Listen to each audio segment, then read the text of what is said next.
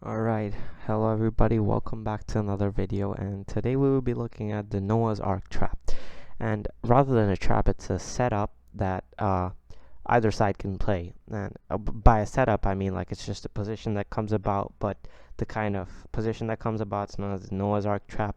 And the best example I'd give is between two grandmasters. I don't know White's name, but Black was Capablanca. It was played in Budapest back in the 1900s, and this game, it ended in about 32 moves, and the trap, by the way, is about 13 moves. So the game started off with e4, e5, knight to f3, knight to c6, bishop to b5, and this is the Ruy Lopez. For those of you who play this setup, you'll already know it. Those of you who don't know, this is the Ruy Lopez opening. And usually Black has a lot of response options here. He can go bishop to c5, he can go d6. The move here that was played was pawn to a6, and after bishop to b4, now we have pawn to d6. And for experienced Ruy Lopez players, here White actually has two options. One option is take bishop takes c6, b takes c6, and now d4, which is what I play as White. The other option you have is immediately d4, and that's exactly what White played in this position. And after Black played b5, White went bishop to b3, which is again forced. We have e takes d4, knight takes d4, knight takes d4, and queen takes d4.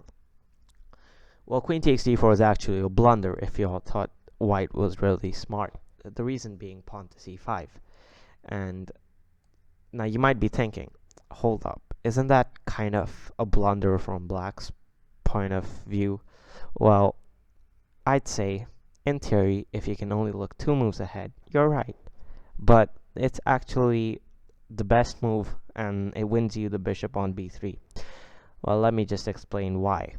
And I think for those of you who've already got it, it is quite simple, but it's overlooked a lot of times. Like, not many people see this.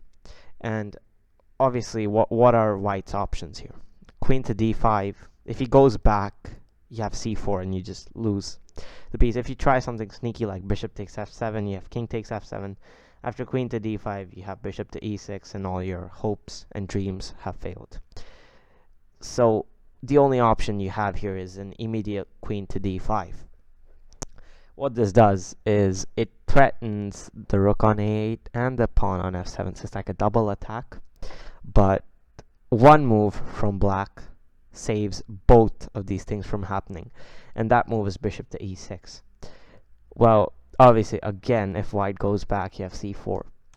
But White tries to act smart. White goes queen to c6, check. If you go queen to d7, you're losing a rook. If you go, let's say, king to e7, well, this is just a bad position to be in for Black. But we go back bishop to d7, we have no problem with that. And now, again, if queen to b7, then c4, and you lose your bishop. And if you try some funny business with bishop takes f7, you can't do that. You have the same outcome as last time. So you obviously go back. You're like, yeah, he wants a draw. He wants to do a threefold repetition. No, he doesn't. Now, the move that kind of loses it for White is pawn to c4 now, because realize once the bishop's out of c8, this kind of rank opens up for the queen to protect the rook. So now, after bishop to d7, queen to d5, the only threat Black has is the pawn on f7, which can be stopped by just breaking the connection. And in this case, your bishop's trapped, so the only thing you can do is take, take, and take. And after this, the game went on for about 16 to 17 more moves, and eventually White resigned against Capablanca. But just saying, if you're, let's say, playing a lower rated and you're White, don't give up here, because if you somehow get the pawn on a6, as I've highlighted, if you get this pawn, then you can make something off these two passed pawns. And if you get into the endgame with passed pawns, you can still play this position, because let's just see. Firstly, by doing all of this, what is your compensation with White if you ever fall for this? I hope you don't after watching the video. But what is your compensation? Well, for starters, you all obviously have 2 pawns for the piece. Black has 5 pawns, you have 7. both players haven't developed their pieces, so we can't compare that. One thing I will say though is don't castle. Like obviously it's black's move right now. Don't go castling. That's like the worst move here, because after bishop to b5 you're losing the exchange, which is equivalent to a rook. So just saying, be careful of that. Go for something like knight to c3. But what is your compensation? It's the 2 pawns for a piece, and secondly the fact that black has 3 pawn islands. He has one on a6, one on d6, and another one f7, g7, f7. He has an isolated queen pawn, another isolated pawn here, and then 3 pawns on the king side. So that is your compensation, literally, that's it. So the reason why it's called Noah's Ark Trap, I was reading this on Wikipedia. I was just like wanted to find why is it called Noah's Ark Trap. It's not named after a grandmaster or anything.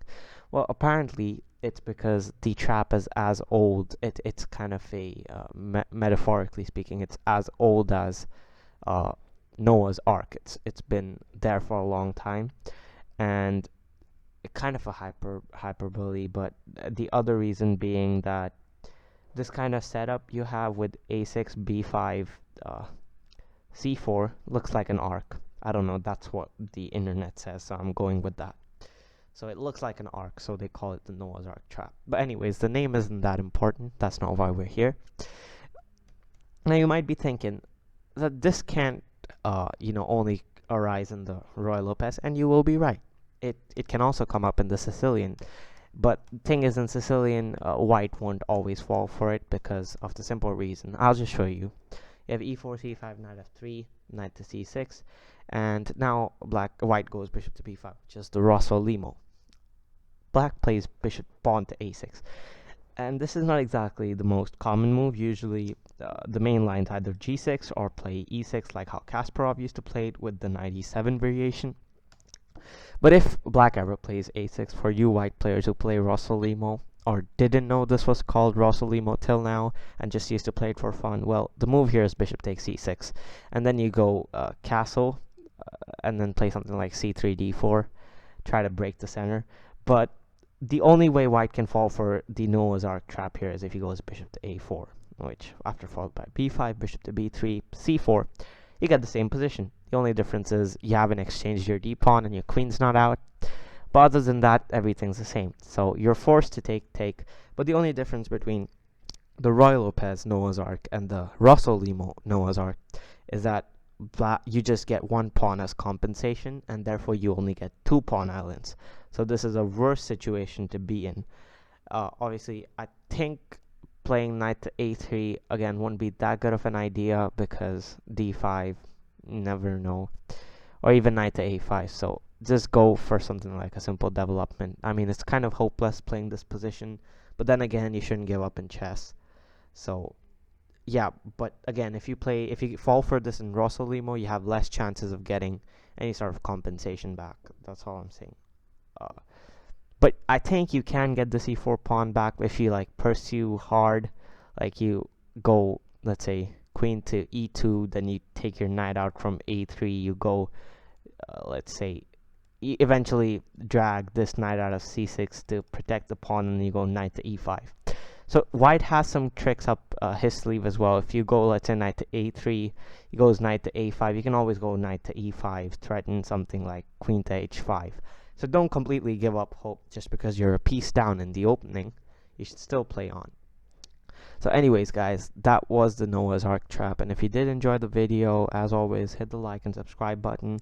If you have any suggestions regarding, where I can improve, or any videos you guys want me to do, you can write it down in the comments. And as always, if you have any other thing you want to tell me or the YouTube community, you can always comment down below. And if you can, also share the video if you enjoyed it. And once again, thanks for watching, and I'll see you all in the next one. Bye.